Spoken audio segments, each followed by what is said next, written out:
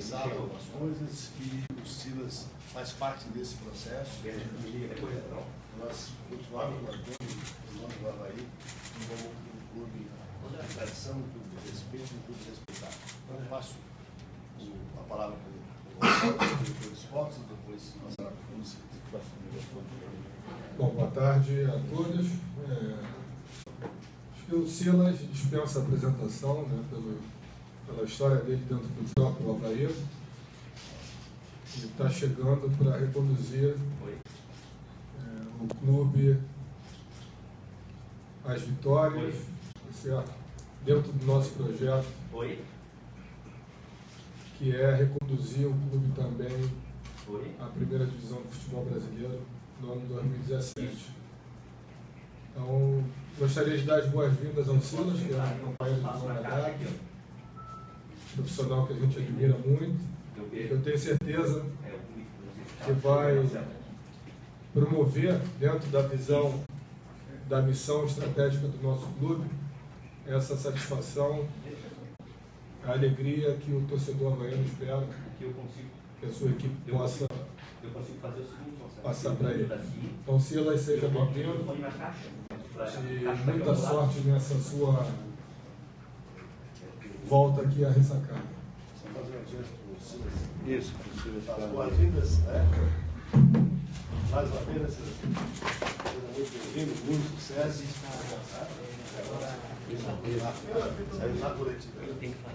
Ele vai falar no microfone. No microfone? Falar no microfone?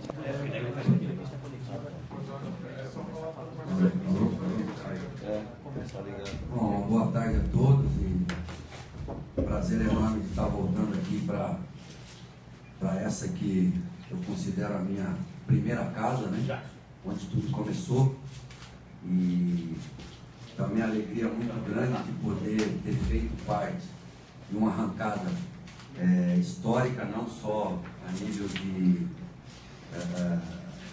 competições e Série B, Série A, mas também no próprio clube. Hoje o clube é um clube reconhecido e com essa moral que tem no Brasil todo. E a gente está voltando para cá. Quero agradecer ao presidente, né, agradecer ao Gonçalves, agradecer ao Batistotti, a diretoria toda, o Luciano que está aqui, gente que a gente trabalhou junto. Já encontrei funcionários pelo caminho aí e as lembranças são das melhores, mas a gente teve muita luta também, não foi sempre fácil. E tudo que se conquistou aqui foi uma soma de diretoria, torcida, jogadores e comissão técnica. Nenhuma dessas quatro partes conquistou nada sozinho. Então eu queria agradecer a toda essa diretoria e a confiança que eles têm depositado em mim, e que a gente possa ser vitorioso novamente. Sabemos do trabalho que a gente tem pela frente, mas sem trabalho não se chega a lugar nenhum. Desejar felicidades ao Raul para essa nova caminhada aí, futura, que ele possa também ter felicidade na continuidade da sua carreira. É uma profissão delicada e difícil, vocês sabem, mas que ele tenha sucesso também. Ô Silas, você já conversou com o Gonçalves, já conversou com o presidente, já pôde observar os bastidores da ressacada? O que dá para dizer que mudou daquelas duas passagens por aqui, e o que ainda continua da mesma forma, que atrai, por exemplo, o teu retorno, atrai o retorno de jogadores tão importantes para o torcedor do Avaí? Eu acredito que o Avaí, a gente nunca deixa de crescer, né? Eu acho que o Avaí, ele cresceu, ele continua crescendo, pelas conversas que nós tivemos ali com o presidente, com o Gonçalves, com o Batistotti. As intenções, as ideias estão sempre para frente. Hoje a gente está trabalhando com um grupo de meninos que precisam ser formados no caráter, não somente na questão futebolística, né, propriamente dizendo, e que precisam ser homens também.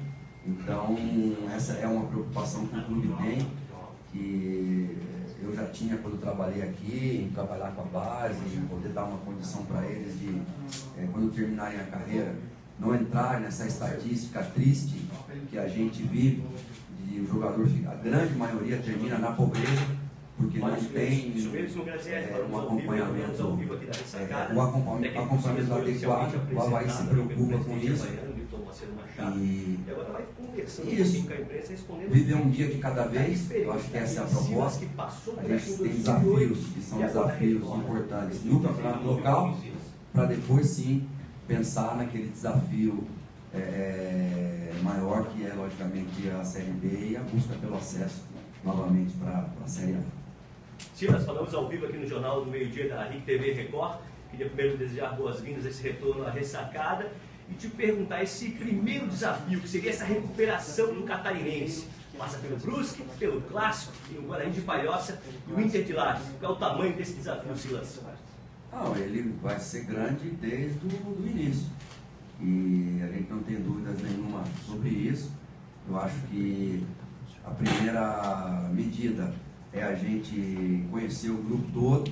Eu conheço parte dele, e para isso a gente já está conversando aqui com o pessoal da diretoria. O Evandro deve chegar daqui a pouco, eu já deve estar aí, né? Porque de manhã algum pessoal deve ter trabalhado, o pessoal da recuperação e tudo mais, para a gente começar a alinhar aquilo que vai ser esse jogo de domingo, que agora é uma decisão por vez.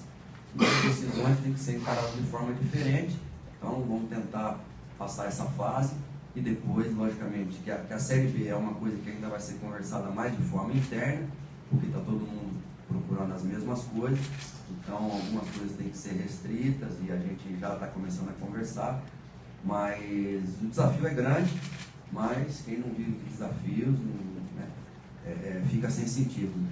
A nossa vida é assim, ex-jogadores, diretoria, agora como técnico, eu acredito que não vai ser diferente, não. Ô Silas, ontem no desembarque você lembrou, né, de algumas situações envolvendo o torcedor que ficou um pouco chateado contigo na sua última passagem aqui na ressacada. Até o torcedor ficou chateado com uma declaração que você deu na apresentação lá no Grêmio, que o seu amor já era maior pelo Grêmio do que pelo Avaí. Como é que você pretende administrar isso e como é que você acha que vai ser essa relação com o torcedor havaiano? Eu acredito que isso só acontece com gente que se ama e que se gosta. A gente conversava ali que um processo vitorioso, como foi o nosso processo aqui, muita gente não viu o lado de dentro da parede. Ou seja, o desgaste que a gente teve, eu tive desgaste não com muita gente, com algumas, mas sempre em prol do clube. E assim como no relacionamento de marido e mulher, eu estou casado há 28 anos, alguns de vocês aqui também, quem já nunca falou besteira para a esposa na hora da bronca, a esposa também não falou um monte de besteira. Então eu acho que isso só acontece com gente que se ama, que se gosta. Eu saí do Avaí, mas nunca deixei o Avaí. Então o Berãozinho, que é o assessor do Guga, amigo do Guga, que a gente está toda semana falando, foi me buscar no aeroporto ontem, me trouxe para cá, o Ivan junto com o Adriano e o Paulo. E as pessoas que convivem com a gente sabem o amor que eu tenho por esse clube. Então, eu sou técnico, fica até ruim falar que você tem amor por um clube, porque você é técnico, amanhã você vai trabalhar em outro clube. Então, isso é coisa que acontece de gente. Eu também fiquei muito ferido, que xingaram de tudo aqui, eu também fiquei muito na bronca, muita gente ficou na bronca também, mas eu acho que o importante é que os números falam mais alto. Todo o processo que nós tivemos aqui, desde as faxineiras, que quando eu cheguei aqui foram as primeiras a me abraçar, e até o presidente que está aqui, Luciano, que a gente conviveu muito junto, lutando e vencendo, e perdendo e ganhando. Então eu acho que passa por aí. Agora, essa grande aceitação para o nosso retorno, eu acho que ela fala mais alto de qualquer coisa, e ela mostra que a gente sempre teve, eu vou ter sempre, mesmo depois que eu saia do Avaí novamente, esse sentimento de gratidão por esse clube que acreditou em mim quando... Eu lembro quando eu cheguei, eu vi uma notícia no jornal hoje que dizia Silas. Quando eu cheguei aqui, estava escrito assim, o Avaí se lascou, quando eu fui contratado pela primeira vez. Então é assim, estou com um pouco mais de cabelo branco, um pouco mais experiente, talvez vou falar menos e ouvir mais nessa nova gestão. A gente sempre aprende na vida, o importante é que eu estou aqui e disposto a dar minha vida por mais um tempo para esse clube que acreditou em mim nos meus começos. Ô Silas, você falou agora da capa do jornal, né, de Messilas, mas é claro que você sozinho não vai ser o salvador da pátria, né? Você já conversou com a diretoria, você já viu esse grupo, precisa reforçar alguma coisa, vai contar com a ajuda dos auxiliares para mudar isso aí? Isso aí alguém copiou de mim, porque quando o Santos quis levar o Marquinhos Santos embora, e a gente estava terminando no meio da Série B, e eu disse para eles, o Marquinhos Santos é o cara que, se a gente perder o Marquinhos Santos, a gente não sobe. E o Marquinhos Santos ficou, e nós subimos, e o Marquinhos Santos ficou na Série A, e nós fizemos aquela campanha, e depois ele foi viver a vida dele e voltou para cá.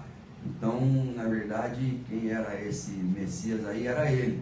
Mas, na verdade, eu já expliquei no começo da entrevista que não tem Marquinhos Santos, não tem Silas, não tem somente o presidente, ou só o Gonçalves, ou só o Luciano Batistotti, não. Isso aqui, por enquanto, a briga é local, é no Catarinense.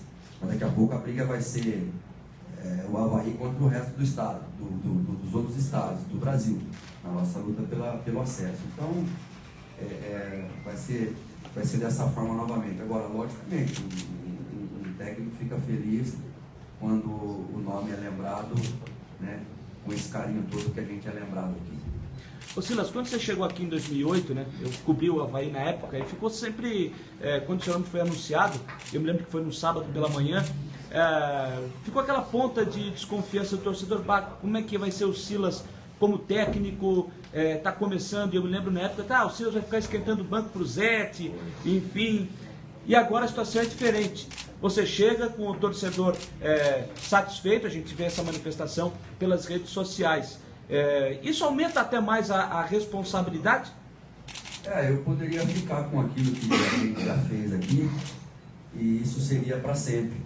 Mas eu me lembro uma época que o Avaí estava com dificuldades na Série A e problemas para cair para a Série B, e eu falei para os meninos, se precisar de mim, eu vou de graça aí até, porque pelo amor que eu peguei por esse clube.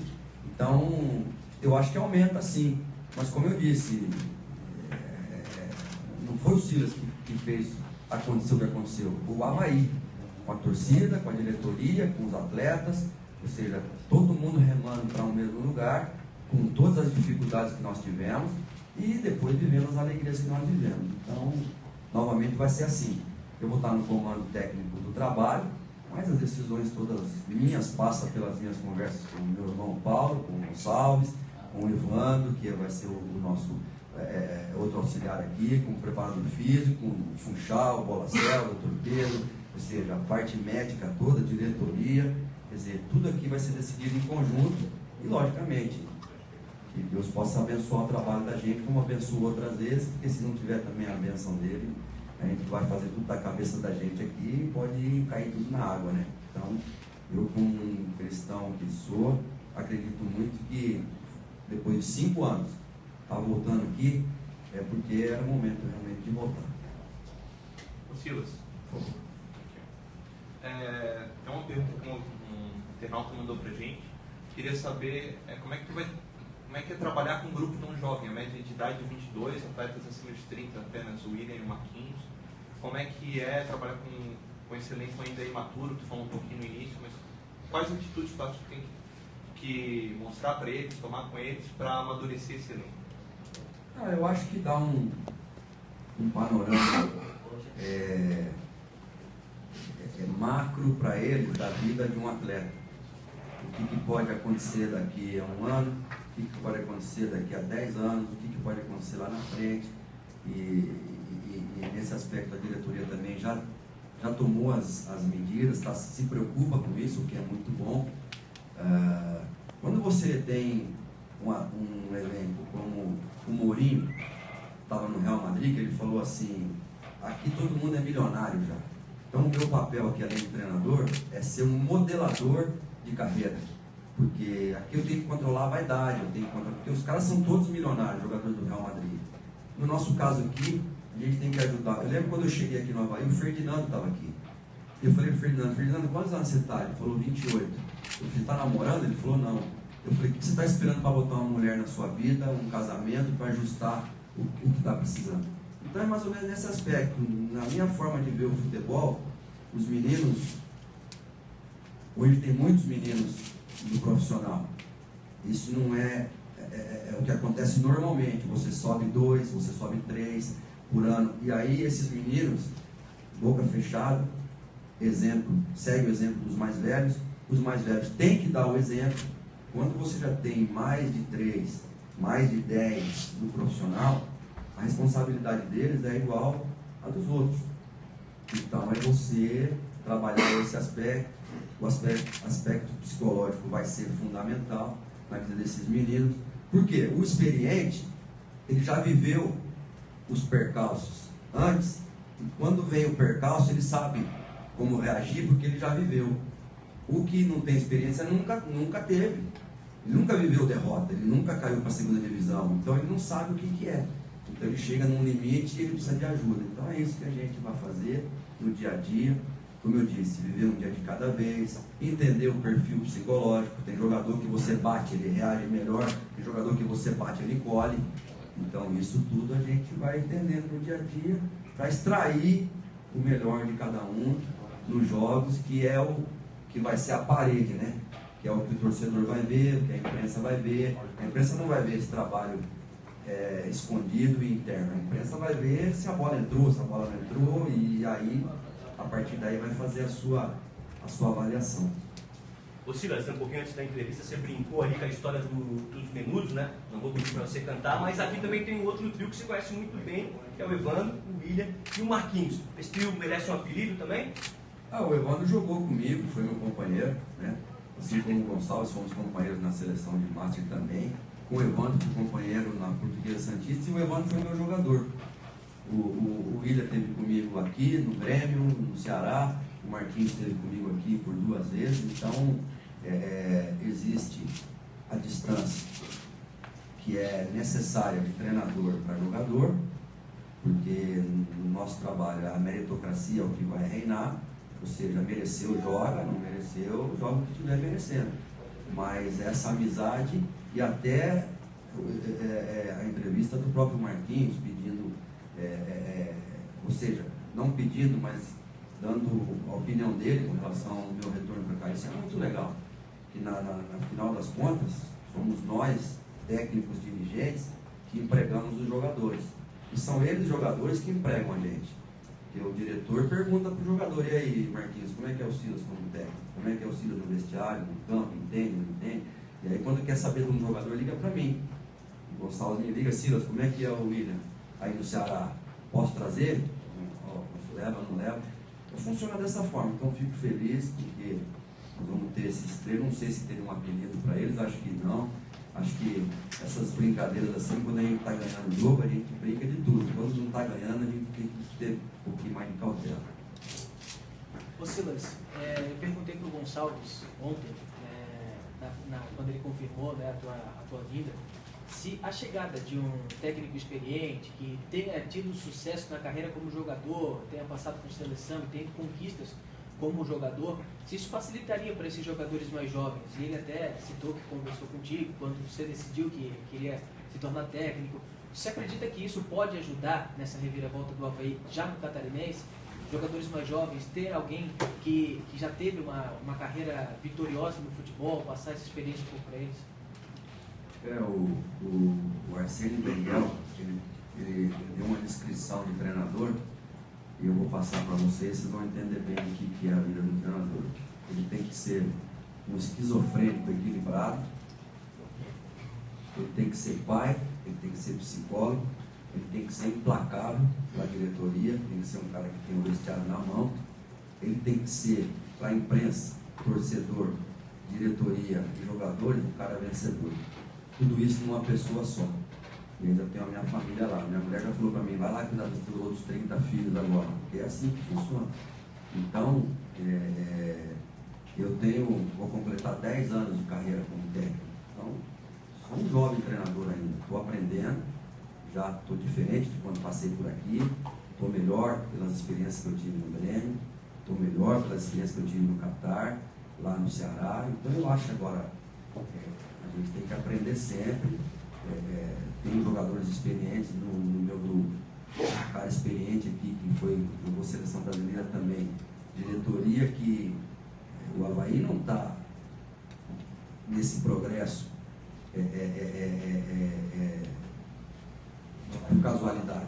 Está crescendo porque realmente está pensando em crescer, está se planejando. Então, eu sou parte disso. Agora, logicamente, vou me aconselhar, como sempre fiz. Se o Marquinhos Santos me falar, professor, o que você acha de fazer isso? Se eu achar que é interessante, vamos embora. Se um menino também me falar, agora, o que eu não vou fazer? Aquilo que eu falo quando eu sempre chego no trabalho. Se eu fico com um menino de 16 anos até meia-noite chutando bola para ele cabecear, eu, o Paulo, meu irmão, tá aqui, a comissão técnica, agora a gente não fica com um vagabundo que acha que já sabe tudo e não quer nada. Aí não perco nem 10 segundos do meu tempo. Mas eu fico 2 horas chutando bola para um menino cabecear, se eu entender que ele vai ser útil para o nosso trabalho. Eu acho que funciona mais ou menos assim. Eu só pedir licença que o presidente vai precisar sair aí, mas o Gonçalves continua comandando aí. Nós dois, né? Nós dois. Com licença. O presidente tem uma entrevista uma hora aí agora. Pode seguir. A gente está ao vivo pela Rádio Avaí, queria te desejar também boas-vindas, desejar sucesso também nesse novo desafio aí no Avaí. E nas suas passagens anteriores aí, uma marca que você conquistou também aqui dentro do Avaí foi a questão da invencibilidade dentro da ressacada. Em 2008, durante todo o ano de 2008, o Avaí não perdeu nenhum jogo, sobre o ano. Se isso é uma questão que você pretende recuperar também, e de que forma que você pretende trabalhar também essa questão da confiança dentro da ressacada, dos jogos dentro da ressacada? Eu acredito assim que tem algumas medidas táticas que a gente acaba adotando que te permite melhorar essas questões do jogo em casa, você propor o jogo. Tem jogo que você propõe, tem jogo que você deixa o adversário propor, você está querendo só buscar um espaço para contra-atacar. Depende do momento na tabela, depende do momento do time, né? Da confiança que se adquiriu, do entrosamento chegou.